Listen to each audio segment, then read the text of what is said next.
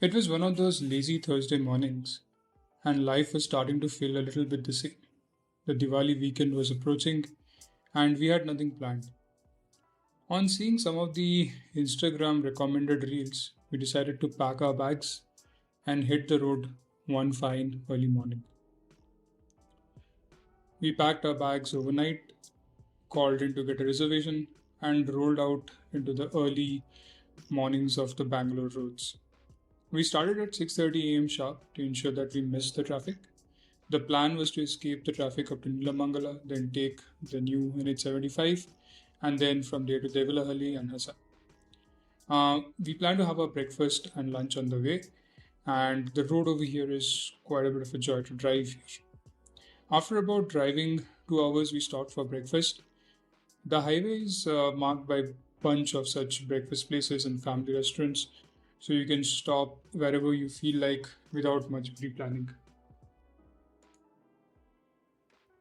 Also, this would be a good time to refill your car and hit the straight stretch of road towards Hassan, which was our planned next stop. Once the NH stretch ends, you would know you're approaching Hassan and the roads will open up potholes and it will get narrower. This would be also a good time for a coconut water break. By this time, it would have been almost 4 to 4.5 hours of driving. If you want, you can even stop for a bit of a snack and a washroom break over here. From here on, the roads will start getting a little bit twisted, but the ride will be smooth as there is barely any traffic here. This would go on until our next stop, which is Belur. Since we were making good time, we decided to stop at the Belur Chinnakeshava temple. This temple is a hidden gem as the architecture and artistry as well as the overall ambience is a thing of marvel. This temple was built in the 11th century and it will amaze you quite a bit.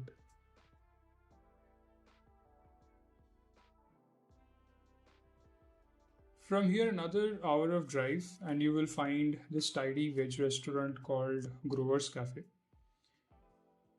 We had a pretty nice and fulfilling lunch here and took in the calm and peace of the surroundings, which also marked the entry to the Chikmagalur estate.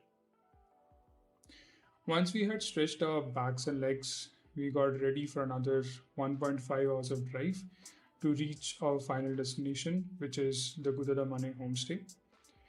This was by far the best part of the drive, as you would go through these nice meadowy roads and the cool breeze would be refreshing you after a whole day of a drive. Finally, we reached the homestay at about 4 pm, which was about the perfect time. This left us time to comfortably check in as well as do a quick round of the estate. The theme of the homestay enables you to experience life at a plantation, and if you have a pet or a kid, they're going to love the open space.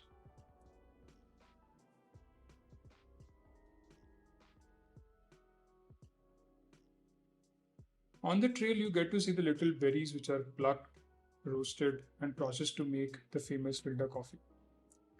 We spent quite a bit of time in the backyards of this coffee estate, marveling at the beautiful coffee berries around the plantation. Also, Chikmagalur is the set of coffee origin in India. Sufi saint Baba Budan, after whom Baba Budangiri Peak is named, is the one who got the coffee beans from Middle East to Chikmagalur in 1670. After a whole day of driving, seeing some amazing sights, and taking a lot of nature, the darkness started to dawn on the estate. We had nothing to do, so we passed the next couple of hours watching a movie, and then a delicious dinner comprising of biryani was served. The homely biryani was so soothing that we almost immediately hit the bed.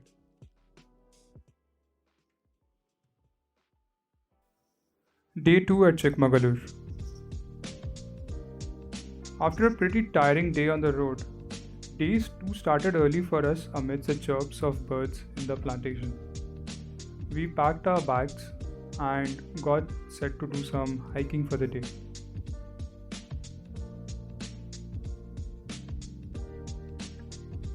Our plan was to do the famous Mullayanagiri trek and see the sunrise, and the drive did not disappoint us at all.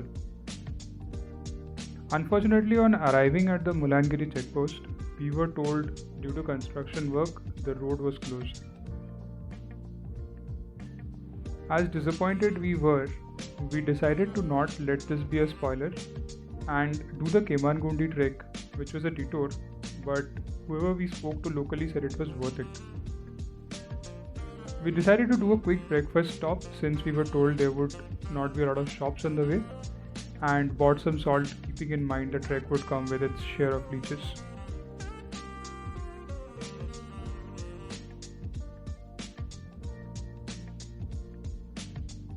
After almost an hour's drive from our breakfast place, we reached the gates of the trek point. Here there are two routes, one for the trek and the other takes you to the Bhadra Wildlife Jeep Safari. We were told to skip the safari by our local friends. By this time, the time was around 10:30 am. The trek will take you about an hour or less depending on the pace. The total distance you will cover is around 5 kilometers. It's a pretty straightforward trek, however, you would need to climb up and down at a few places. Won't recommend these places for people with back or knee problem. Also, you would want to have a trekking shoe to avoid any cuts to your foot.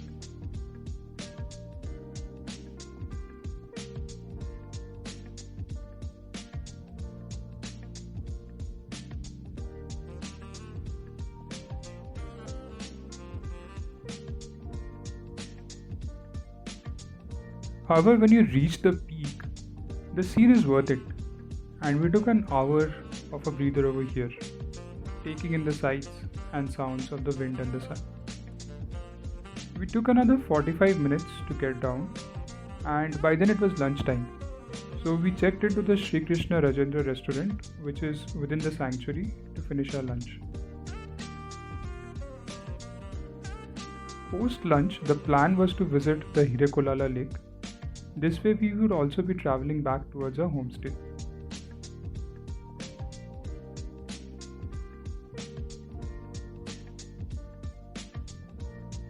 You may want to visit the lake before 4:30 in the evening, as after that the crowd starts to gather here.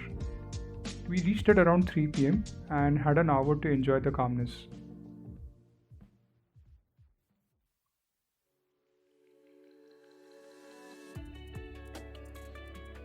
From here, we wanted to try some of the famous Chikmagalur coffee and thus planned a visit to a shop called World of Coffee. This is a must try as the food and the coffee here are really worth it.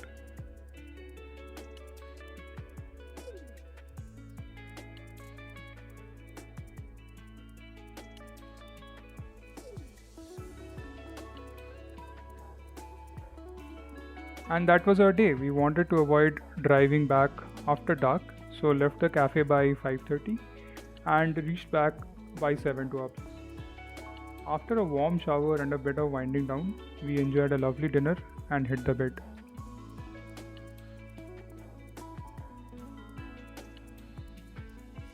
The next day was our day of return, so we did not have much planned.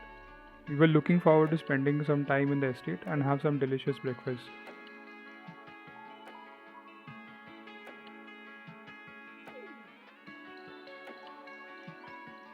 From there, we started our 5-hour drive back to Bangalore.